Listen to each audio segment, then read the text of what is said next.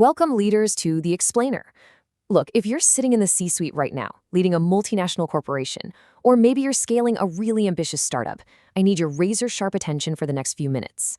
We're talking about the absolute bedrock of your organizational security and compliance posture. Literally, we're talking about how to eliminate compliance liability at its very root. Because in today's hyper-regulated boardroom environment, just one single misstep in your foundational documentation can cascade into a total catastrophic audit failure. That means blocked contracts, lost revenue, and severe legal scrutiny. So ask yourself this critical question. And honestly, this is the exact question keeping chief information security officers and corporate risk committees wide awake at night. Is your ISMS policy statement actually a strategic asset that's protecting you, or is it a massive operational liability just ticking away in your compliance documentation? Okay, let's dive into this because the risks we're about to unpack here, they aren't theoretical at all. They are immediate, they're highly tangible, and they are actively threatening the operational momentum of businesses worldwide right this minute. You see, one of the most dangerous things an organization can possibly do is anchor its security posture to the past.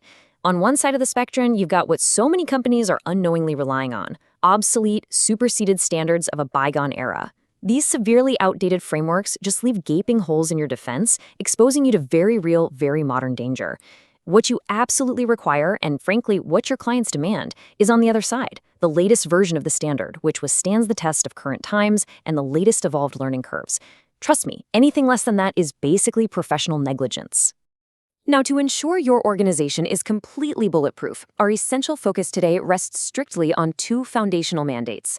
First up, we've got to look at the policy clause. This is the big one that dictates the entire overarching intent and direction of your information security. Second, and honestly just as vital, is the understanding the needs and expectations of interested parties, a clause. That's what ensures you're mapping your security, not just to your own internal whims, but to the rigid, non-negotiable demands of regulators, clients, and partners. So the crucial point is how these foundational mandates actually translate into operational reality. They map directly to two critical controls. First, you have the policies for information security control. And second, and this is where so many organizations face absolute disaster, the legal, statutory, regulatory, and contractual requirements control. Listen, if your policy statement fails to adequately trigger and satisfy these specific controls, you are quite literally building your corporate security on quicksand. Let's look at exactly how this failure plays out in the real world. Section 1. Massive Operational Risk 1. The Domestic Danger. We're pivoting aggressively now into the problem phase of our analysis, focusing first on the really distinct and potent threats facing domestic companies. Please don't make the mistake of thinking that just because you operate entirely within a single nation's borders, you're somehow insulated from complex regulatory risk. Let's break down this first massive operational risk, a suitability failure.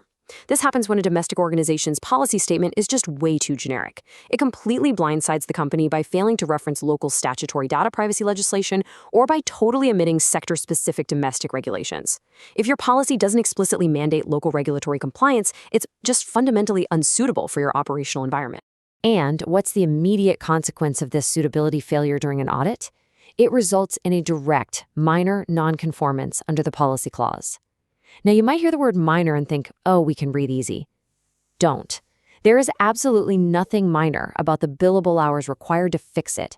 A minor nonconformance completely stalls your certification process, flags your organization as immature to stakeholders, and demands immediate, time-consuming remediation. It's just a painful, unforced error that costs you time, money, and your reputation. Section 2. Massive Operational Risk 2. The MNC Danger. Let's move on and see how this risk compounds when we expand our borders. We're shifting focus to multinational corporations, where the web of compliance is infinitely more complex and the stakes astronomically higher. If domestic companies face a headache, MNCs are facing a potential guillotine here. For multinationals, the risk type shifts from a simple suitability failure to a massive inadequacy failure.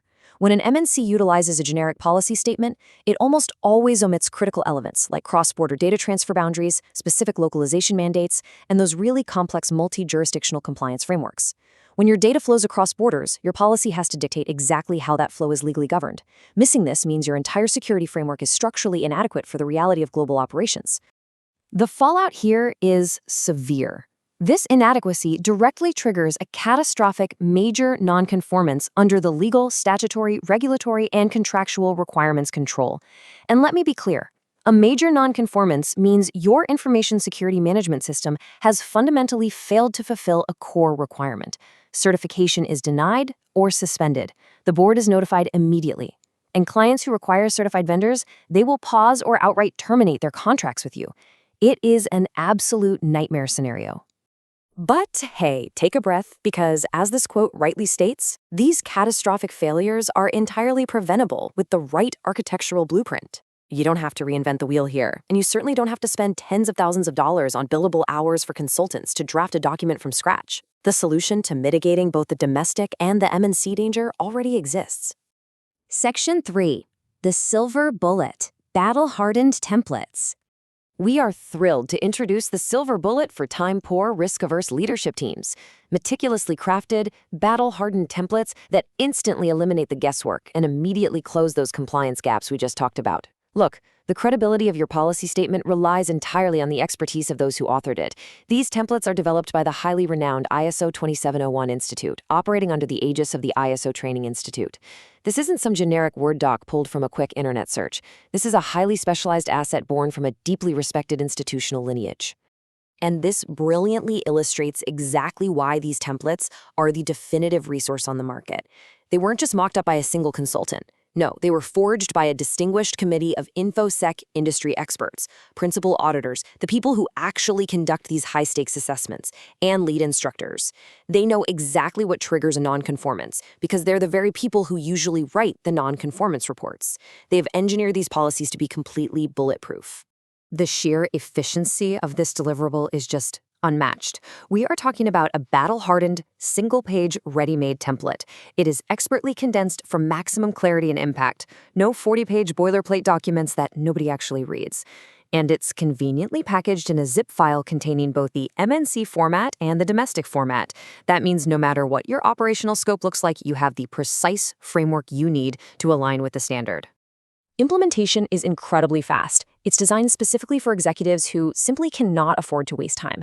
Step 1, you just unzip the conveniently packaged file. Step 2, scan the document and replace the hypothetical company names. Specifically, you'll see placeholders in there like ABC Technologies Private Limited or the acronym ABC-TPL. Just swap those out with your actual organizational details. Step 3, customize it with your own corporate logo. That's it. The entire customization process takes just a couple of minutes from start to finish. Section 4. The ultimate benefit. Unprecedented operational advantage. Now, the true value of utilizing this specific architectural blueprint isn't just about saving a few minutes on formatting. It's about the massive strategic leap forward your organization takes the very second this policy is signed and implemented by top management. 15 to 20. That is the staggering reality of what you're achieving here. While the physical customization takes mere minutes, sincere and serious implementation of the contents within this document gives your organization an incredible 15 to 20-year head start in ISMS maturity for the relevant requirements. You are instantly absorbing 2.5 decades of intense audit expertise and industry best practices right into your corporate DNA. You totally leapfrog the painful, costly learning curves that most companies just have to suffer through.